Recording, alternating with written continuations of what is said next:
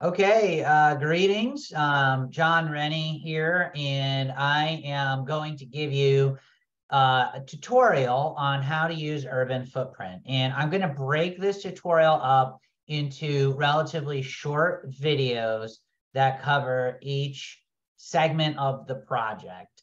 So that way those videos can be watched and embedded, and it's not one long hour-long video, but you can just watch, maybe a video that might last, 3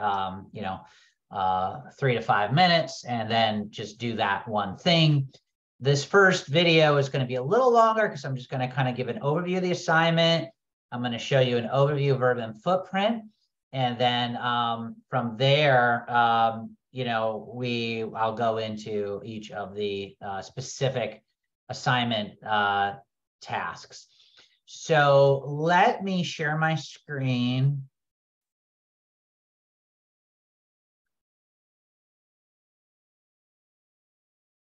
Okay. The assignment here is broken up into two parts. There's the part one, which is basic urban footprint skills, and part two, advanced map making skills. And so I'm going to kind of take you through, I'll do a video for each of these parts, okay? And what I wanted to do actually here is just to kind of show you how to log in to Urban Footprint, but you can go to your assignment in Canvas and see your assignment there. And then I'm going to end up embedding each video into here. So you'll be able to click like an overview video, and then a video for part A, part B, part C, part D. That way you can just do one at a time, follow along, choosing your own location. So let's take a look at Urban Footprint here. And just go to urbanfootprint.com. Before you go here, you'll have needed to accept an invitation that was sent by Urban Footprint to your FAU email address, and you'll need to create a password. So once you've done that, you can go to urbanfootprint.com, click login, click on the analyst, and you'll log in here. And so, this is in Firefox. So actually I'm going to go, sorry, I would recommend that you use Google Chrome. So let me just log out and log back in. Yeah, it's Urban Footprint is best in Google Chrome. So if you go to Urban Footprint, I've already logged in. It's got my password and whatnot saved. So I just go ahead and log in to the analyst.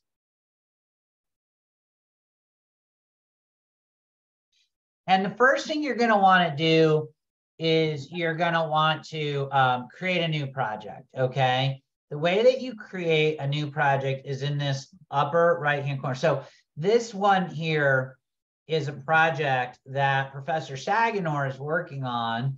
And the one thing about Urban Footprint is that, you can actually see other people's projects. So always be respectful and make sure that you're working in your project, okay? This is a demonstration project for Urban URP 4979. You're going to want to create your own project. And by doing that, you're going to put a name. And what I recommend is when you name a project, always put your last name first. So I'm going to do Rennie, and I'm going to put in tutorial. And I'm going to put the date here, January 13th. I would use underscores, okay? 2023, okay? And you can put in a project description if you want. It's not necessary, but I'll put in class tutorial. Or, I could put in assignment 1. And then your project location. So I want my students to select like your hometown or where you live. I don't want you selecting your project for assignment 1 that you're going to be doing for your capstone report, because I want you to pick a place that is not your capstone project, because you're going to redo a lot of this for your capstone project, and it'll give you more experience, more opportunity to learn the program. So I'm going to pick West Palm Beach. And when you start typing it in, it'll come up, right? So I type in West Palm, and like West Palm Beach comes up. But no, this is a national database. So, right, I mean, I could put in here Seattle, if I could spell. S-E-A. I also need glasses. I'm getting old and I need to wear glasses. Okay. So Seattle, Washington, or, you know, you'll see places. Places is synonymous with cities. CBSAs is basically metropolitan areas. And so if I type in here, like, for example, Miami, right, you'll see Miami, Florida, which is the city in Miami. If you scroll down, there's also a lot of other places named Miami.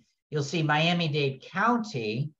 Apparently there's 3 other counties named Miami County in Indiana, Kansas, and Ohio, which I did not know. And then there's the Miami metropolitan region in Oklahoma, I didn't know about. And then there's the Miami, Fort Lauderdale, Pompano Beach CBSA. That's a census term. I think it stands for the Consolidated. I'm not sure if B stands for, I'm not sure what B stands for, but it's basically a consolidated statistical area. And there's also Miami-Dade MPO. And I'm not sure where Miami Valley Regional Planning Commission is. That's not in Florida, I don't believe. But the Miami-Dade MPO is pretty much, in our case, the same as Miami-Dade County.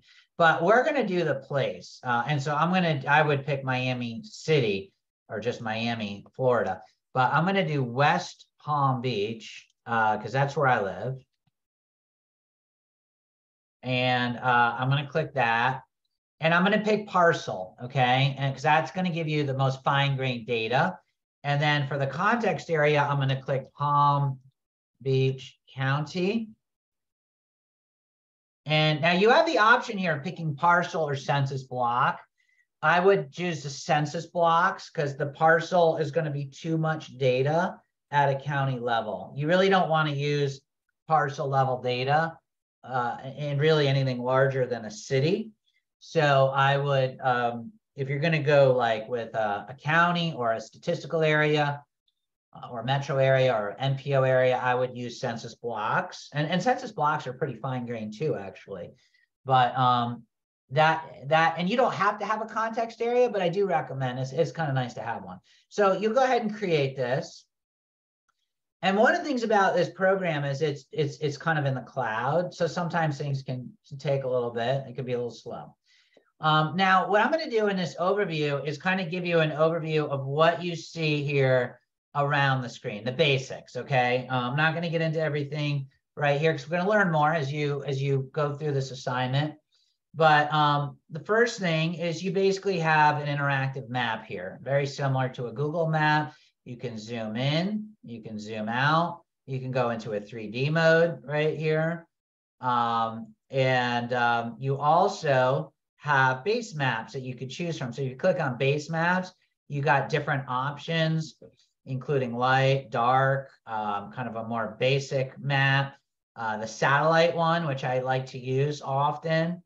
And then I also like to use the faded satellite one quite often too, right? So those are your different base maps. Right next to your base maps, you have other features that you can click on or off, including elevation, 3D buildings, city labels, points of interest. Road and rail labels doesn't come on. I usually like to turn that one on.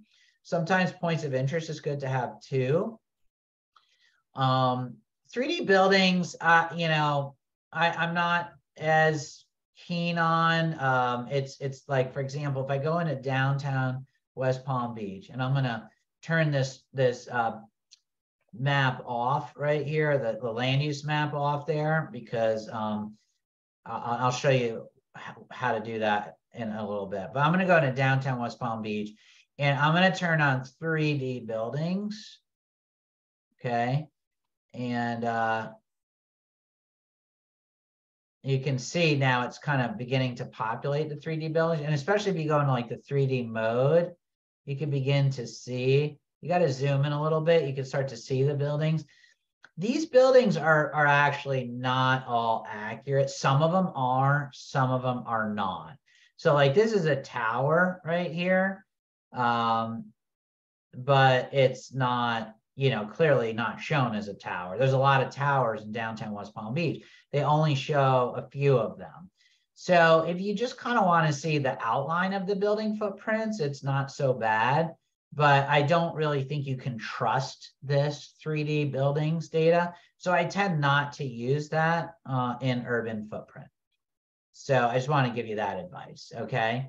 Going around here, you kind of, that you have this north arrow. If you click and hold this and turn it, you can change the, you know, the direction of the map that's pointed. You know, where this might be helpful, for example, is let's say you go into a 3D mode, right? And you might want to show a satellite image, and maybe you want to be looking towards the ocean in our case, right?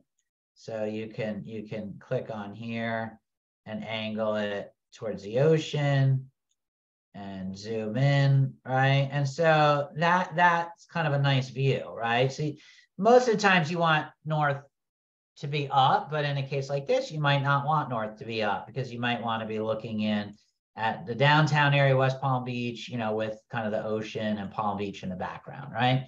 So that generally I use that with the 3D mode to do these bird's eye type pictures. And you can zoom in and out. I'm using the little wheel on my mouse. So I get out of here and go back to showing you what we have. So down here, we've already covered base map. Over here, we have the Explore. So we're working in the Explore. You also have these other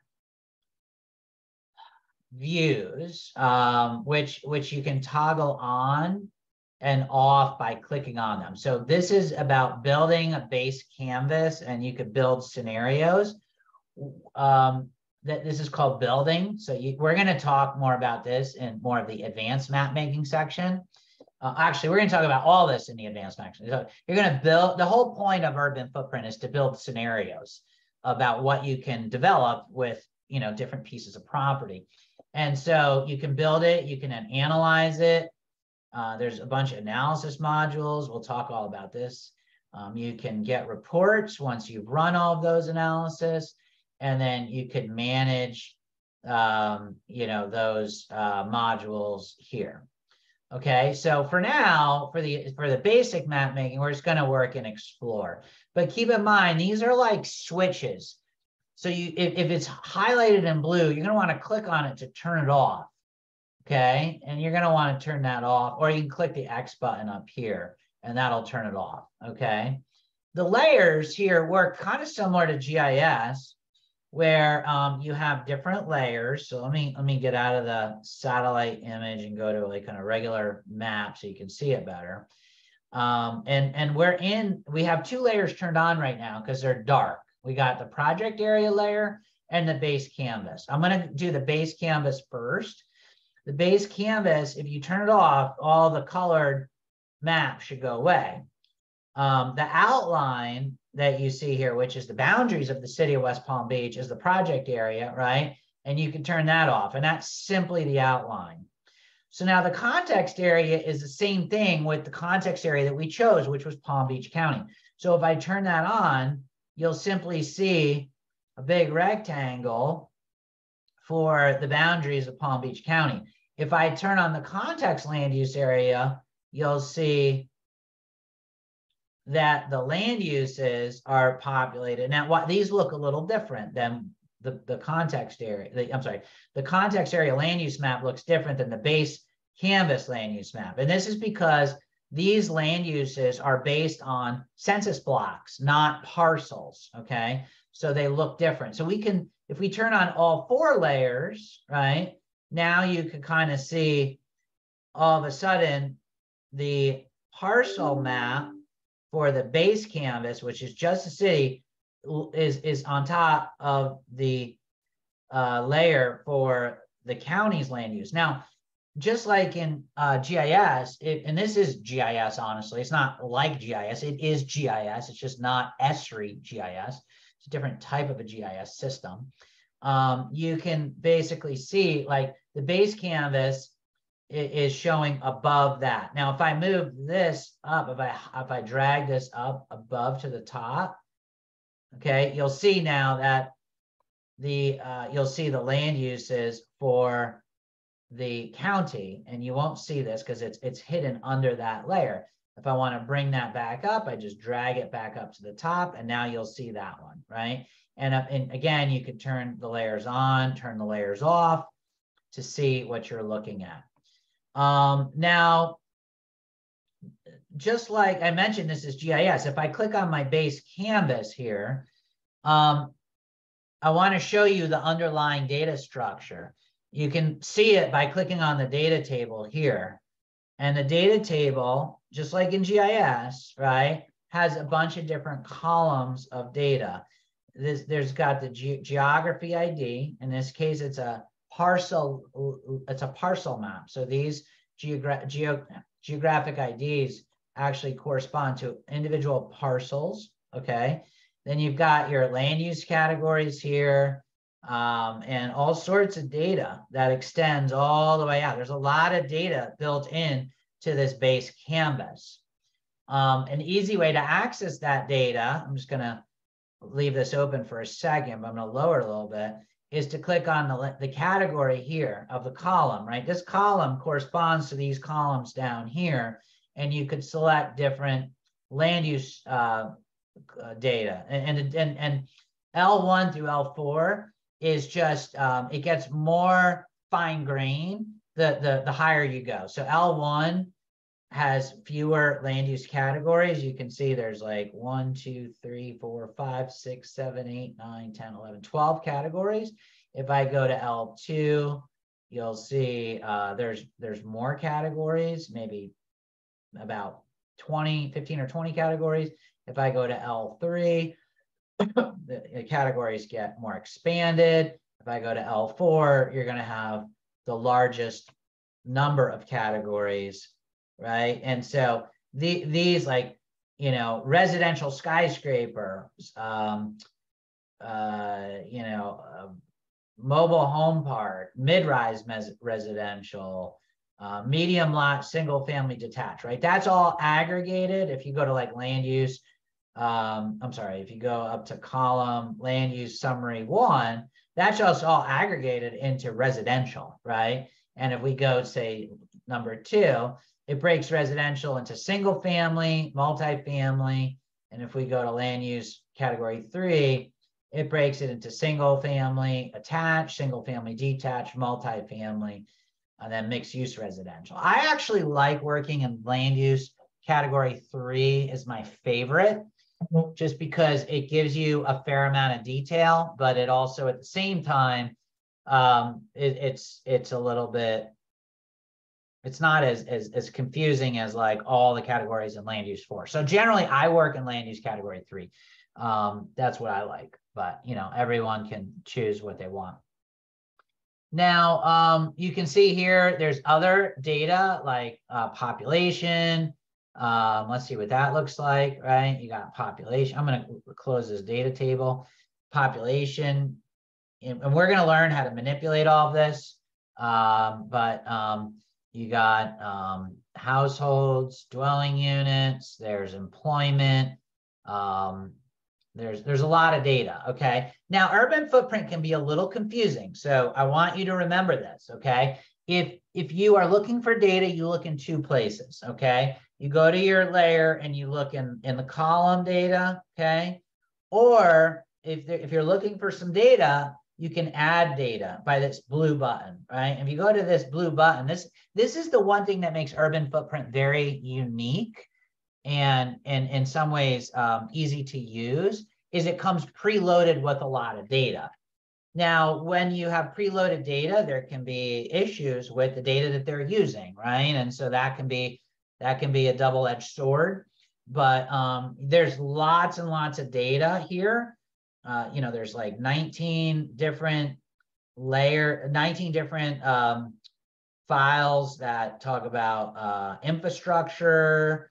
There's 7 that look at education. There's 16 that look at environment and cover. There's 16 that look at equity and environmental justice. 54 different files, you know, different layers that look at health, right? And so we're going to talk more about this down the road, but I want to remind you a few times, because this is an issue I had initially when I was like started working with Urban Footprint, and I've noticed a lot of students have this issue, is like you might be looking for data here and you forget that you actually have to add the data from there. Or you might be looking to add data and you're like, I know employment is there, right? And I go into the layer manager, like I type employment, right?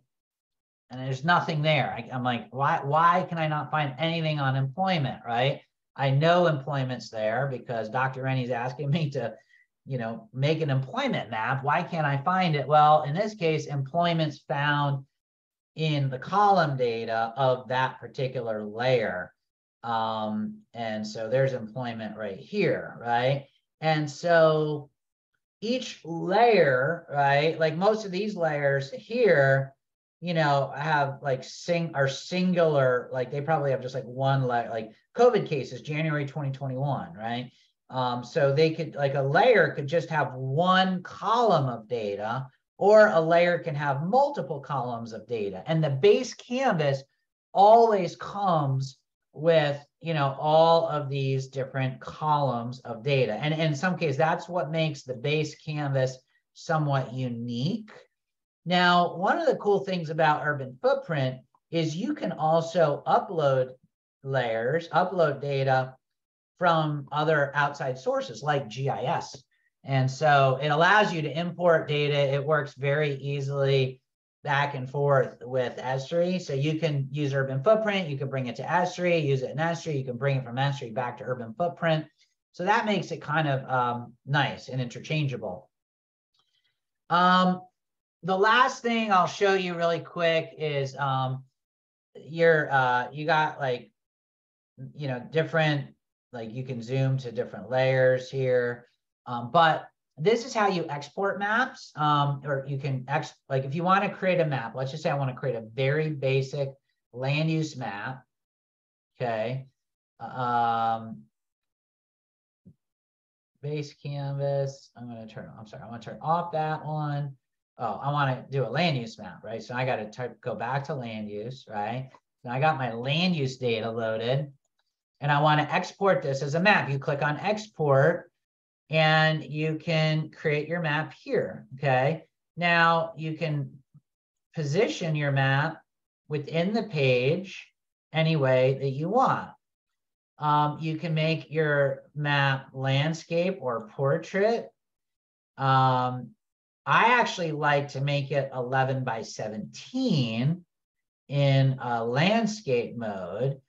And then oftentimes, like I'll still import this map maybe into a regular 8.5 by 11 document, but I like the way the maps come out better because the formatting I think looks nicer, and it allows you to be able to the legend is a little bit wonky in Urban Footprint. You don't have as much control over it about what it looks like.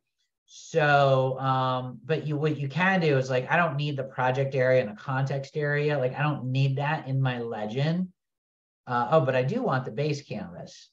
So, right. But like, see how water like pops up there on that next line, and I got all that white space. Unfortunately, I can't really do much about that. And I'll show you some tricks around that in the future down the road. But generally, you know, there's not much you can do about it. You can add a title, like I can do West Palm Beach land use map or land uses, right? And I can, you know, add the north arrow and the scale bar and all that's there. I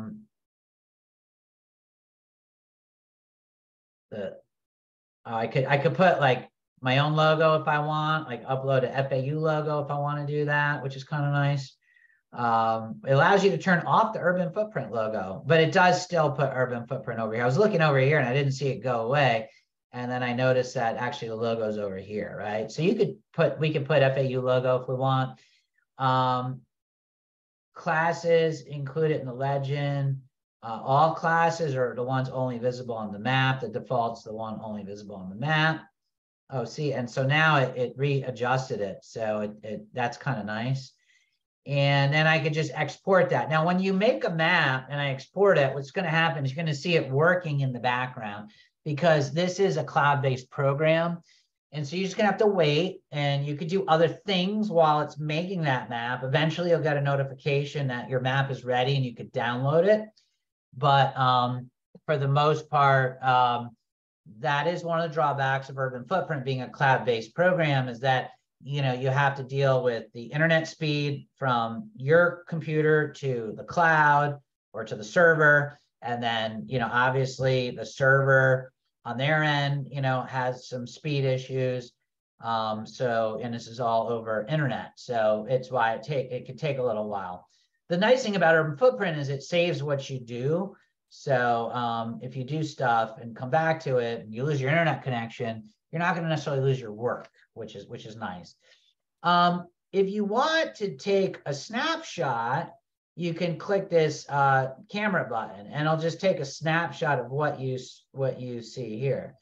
Map export is ready, so I'm going to click download,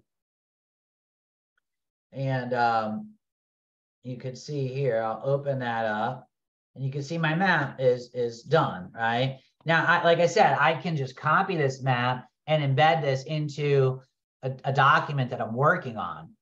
But you know, I can just I can just print this out by itself.